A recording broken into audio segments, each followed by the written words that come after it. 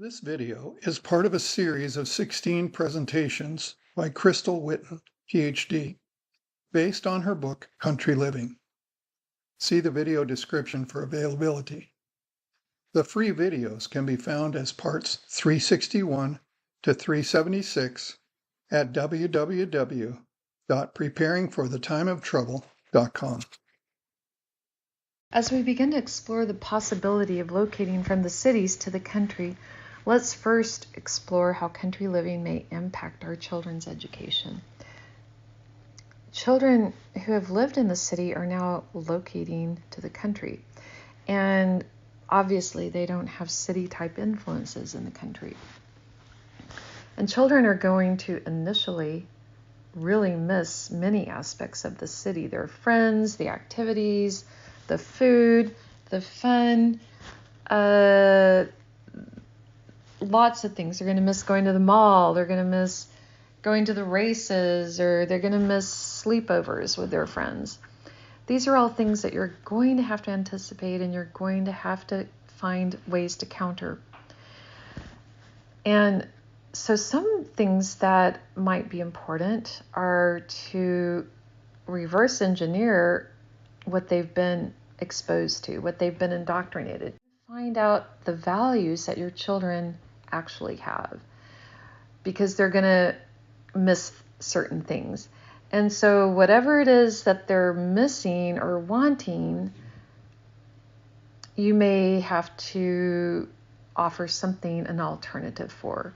So for example, if they miss hanging out with their friends, now you're going to have to find ways to socialize them while you're living in the country. And that may actually involve finding other people who are living in the country and have children. And it may mean that you involve your kids in functional, useful activities. So for example, when children get together, we always think they need to play. Play is important. Well, play can actually be doing useful things as well. So children, especially young children, really don't need 40, 50, 100, 200 toys. They may need 5 to 10 toys. Maybe they have building blocks. Maybe they have Legos. Maybe they have puzzles. Maybe they have a toy truck or a train set or something like that.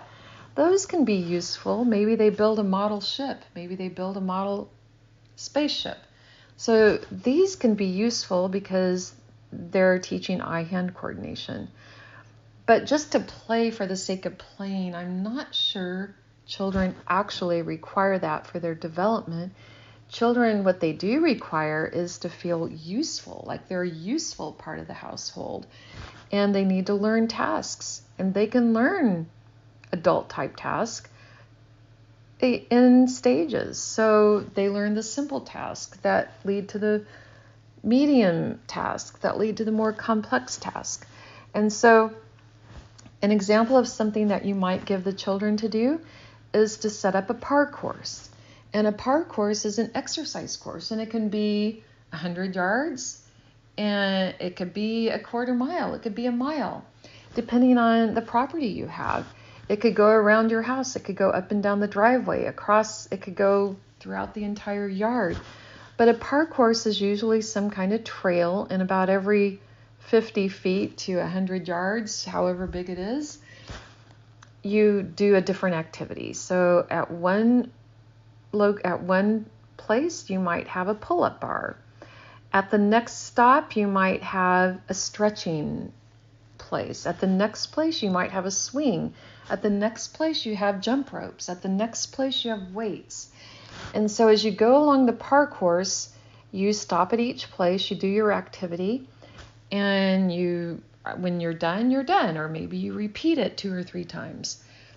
Another meaningful task might be to plant seeds, to plant a garden, to build a greenhouse. These are all great activities for children to be involved with.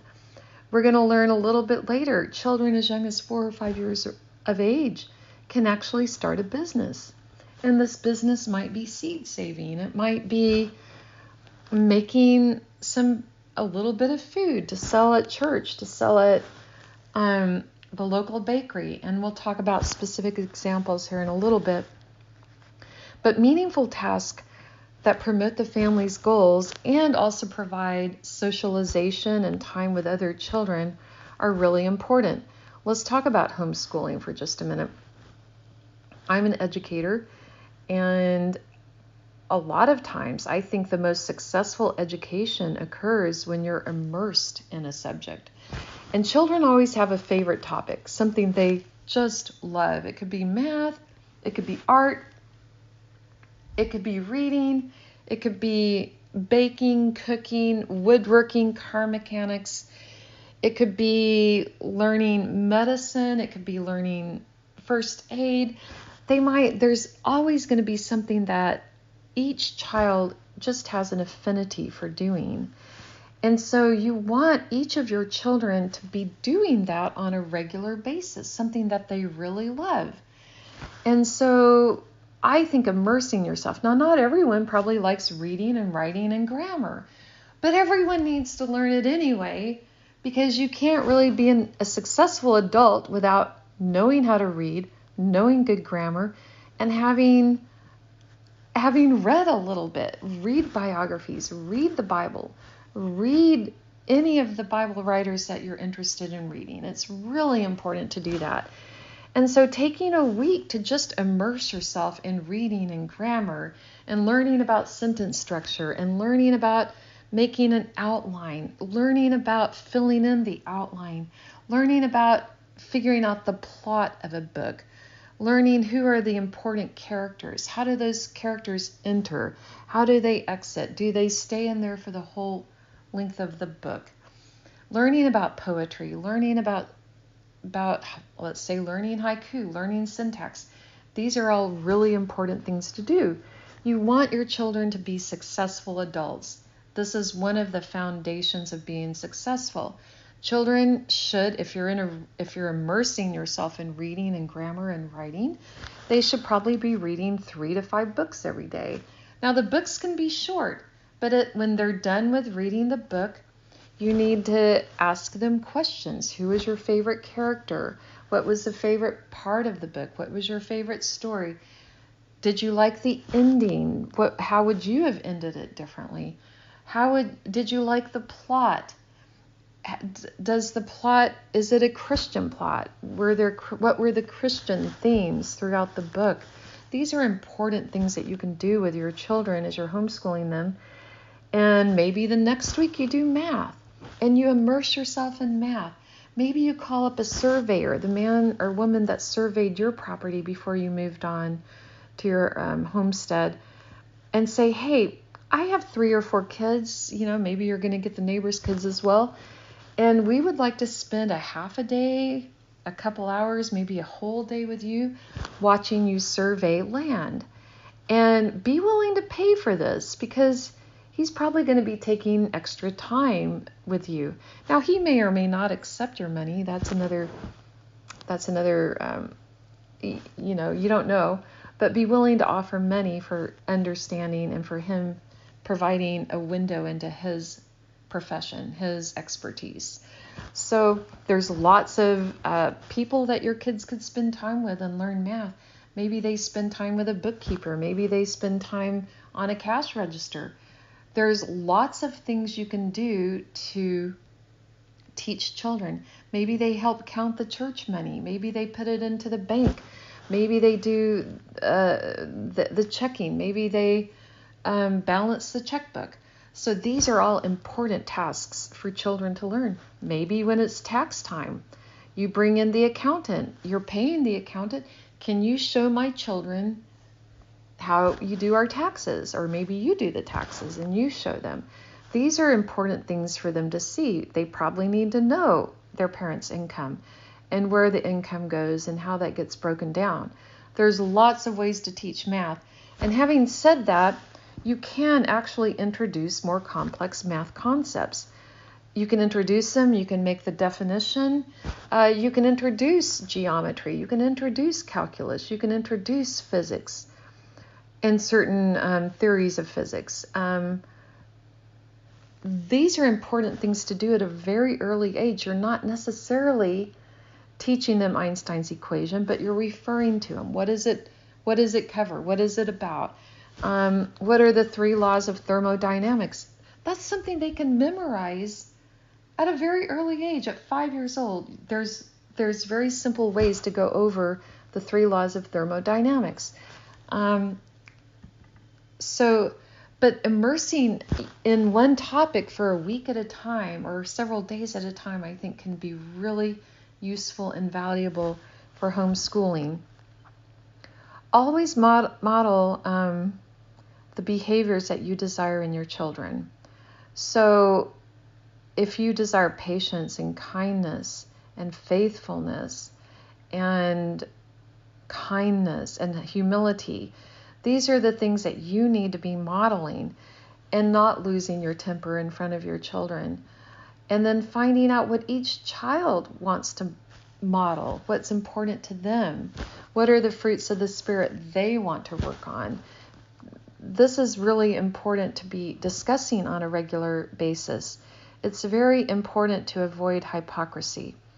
And hypocrisy can kill the relationship you have with your children so fast, and you may not even know it, because children are not necessarily going to confront you with your hypocrisy, although they might, because children are great hypocrisy detectors. But parents don't always want to hear this, and it can be very painful, in fact. And let me give you a few examples.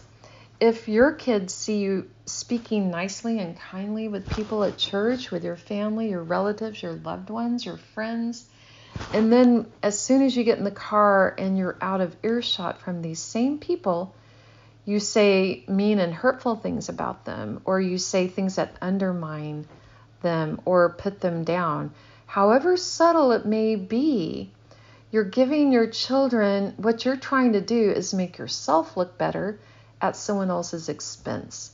And that's not Christ-like. And so as you're trying to teach values to your children, if they see that you are unable to live those same values, they will eventually reject those values. And that is why a lot of children, adult children, are out of the church. They just couldn't stand the hypocrisy they saw with their parents. They couldn't tolerate the hypocrisy they saw at church and within church people, within the church members. And again, this can be very damaging. So for example, and I'm not saying this is true in any case, but I'm sure it has been at some point, maybe the head elder is abusing his children. But no one knows it. His wife doesn't know it. He's abusing his daughter. He's doing terrible things. But when he goes to church, he gets all kinds of accolades and people look up to him, and he's up front at the pulpit. He's praying. He's offering communion, and his daughter sees that, and she learns to hate the church. So these are the kind of things that happen in families, and you may or may not know that your children are observing these things and seeing them. In fact, you may not even know that you're doing that the words you speak about other people are sending the wrong message to your children. So it's really important to avoid hypocrisy at all costs. And the true Christian won't do that anyway. Prioritize children's education, but avoid catering to their weaknesses. So if they don't like to read, that's what they probably need to do. Don't give them the option of not reading. Give them very simple reading tasks and build on that. Build on their successes. Because when children have failures, it takes 10 to 20 successes to overcome how they felt about that failure and how it made them feel and how it affected them. So it's very important to have successes. One of my former students, she has children, and she was telling me about one of her kids and how he was not getting his homework done, and she said, well, he just needs to experience the results. And I said to her, well, he also needs to experience successes in doing his homework. And if that means you need to sit down and spend an hour or two with him to have those successes, it's really important. And this was when he was a small child, and now he's an adult. He's actually a student at one of our universities. And I think he's taking physics as a major. So it's really important that children are successful in learning at every point, and that you're helping them at every stage and not assuming that they're having a success. They need to be demonstrating it, and not just with a test. In fact, a test can be, show me what you know about a certain topic. Show me how you would write this story. How would you write the story of Jonah? And have them write it. They can read it in the Bible and then turn around and have them write the story in their own words. And how would they write it with a similar type outcome?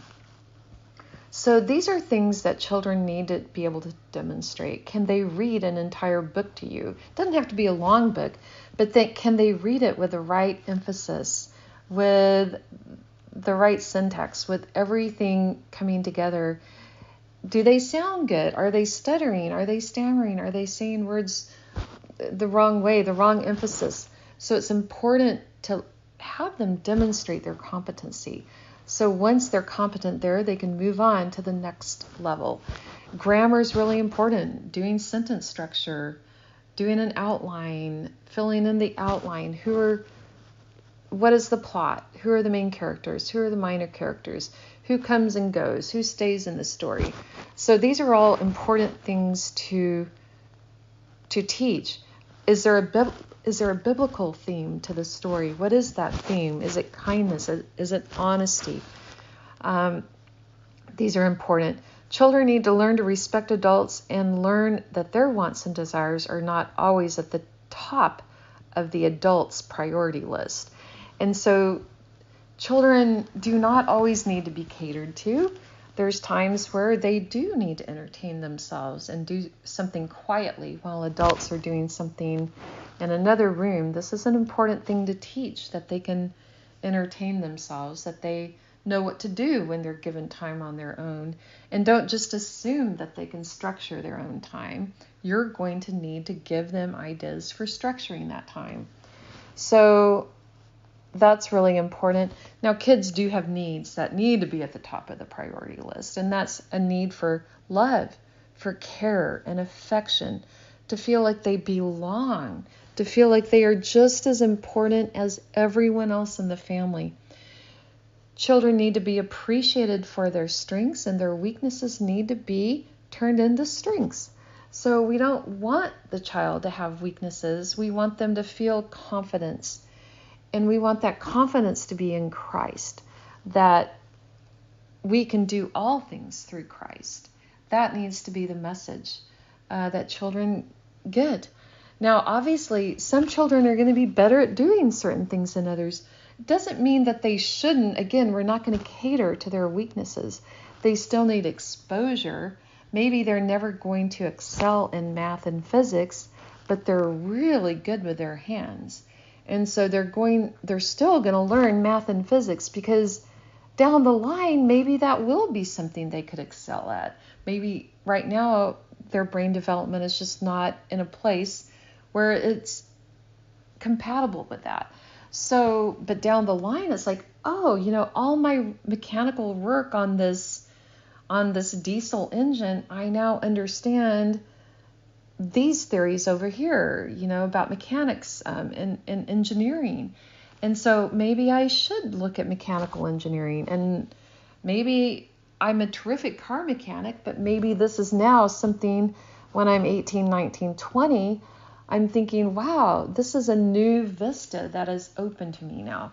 So you always want to plant the seeds with your children.